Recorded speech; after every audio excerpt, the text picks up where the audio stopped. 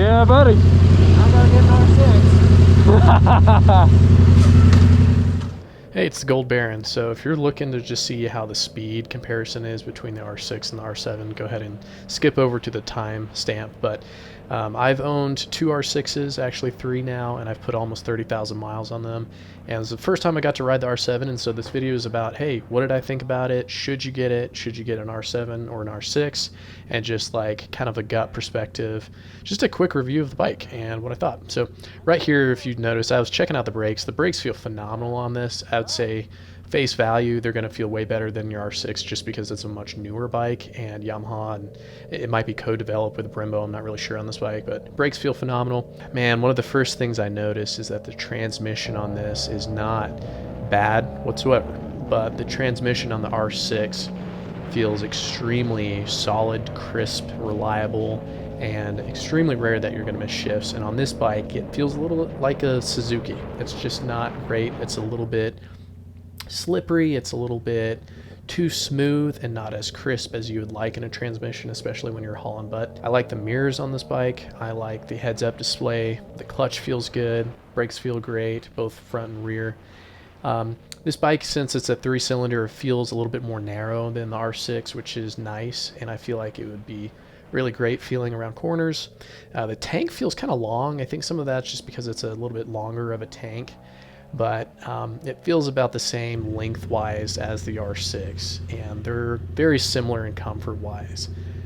If anything, I'm more used to R6, so I'd probably feel more comfortable on that. Yeah.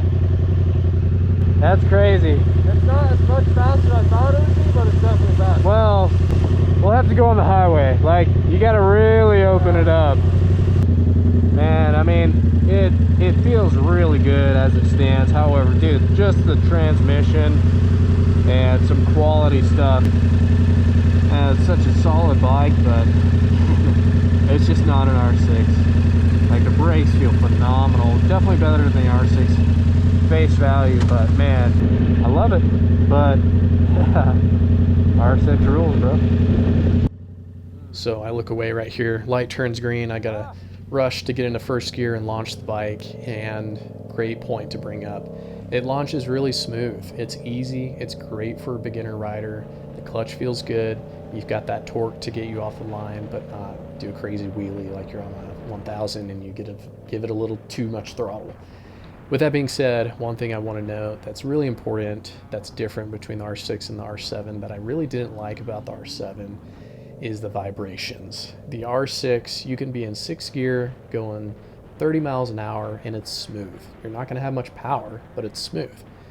Whereas the R7, you can't be in such a low gear because it has so much vibration lower. It doesn't like to be in very low RPMs just cruising. There's going to be more vibration. It's just not going to feel as good as the R6. Don't get me wrong, the ergonomics, the feel, the smoothness of the bike itself isn't bad.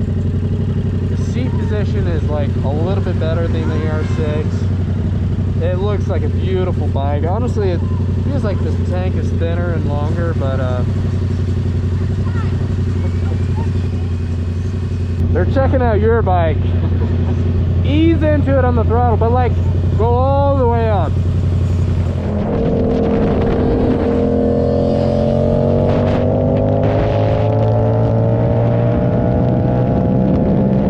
So when you're riding the bike overall, the R7 has a lot more vibration, a little bit more character, but it's not bad at all. It's just better on the R6. You don't notice it. It's just a smooth ride.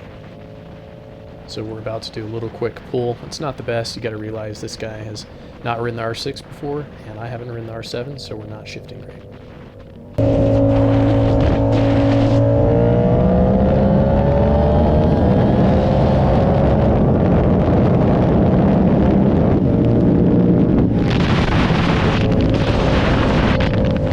Yeah, buddy. I gotta get an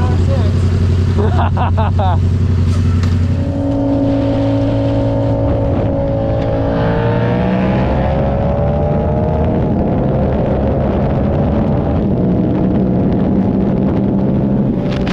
Bit of a dangerous move. Don't want to do that normally. R6 just pulls away. You can see He's not shifting the greatest, not used to the bike, the rev range, the shifting, all of the above. So I think you would see a little bit more space between us if he was. Man, the R6 just rules. R7, this thing was topping out. I mean, tucked. I was barely able to get to 125. I weigh 140 pounds. It just does not feel great. I do think the bike would really open up with a tune, but still, you just don't get much out of the R7. My description, I talk about it right here, is the R7 feels like an R3 version of the R1. It literally feels like a 300. Like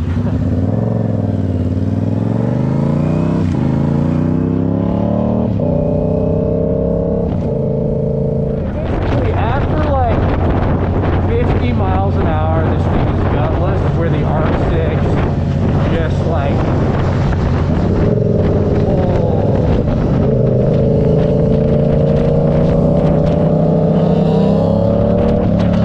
I love how light this thing is. I love how it sounds. The braking is phenomenal. Granted, it's brand new.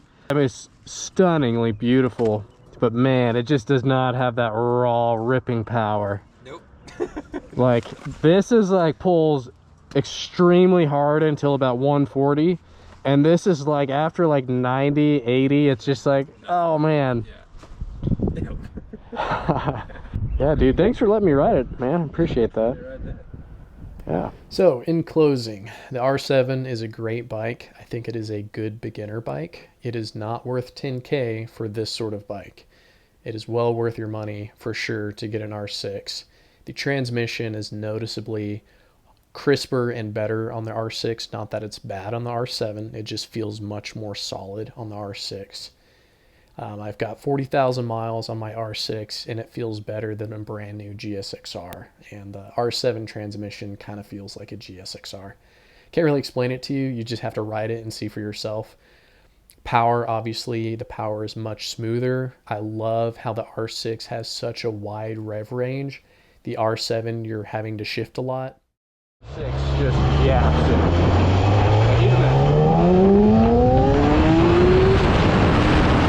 You're shifting into gear, into 6th gear when you're hitting 110, and then you're getting maybe 125. You got to also keep in mind that a lot of the speedometer is pretty significantly off, like 4 to 5% off. So, you know, you're going 120 when you're actually going 115.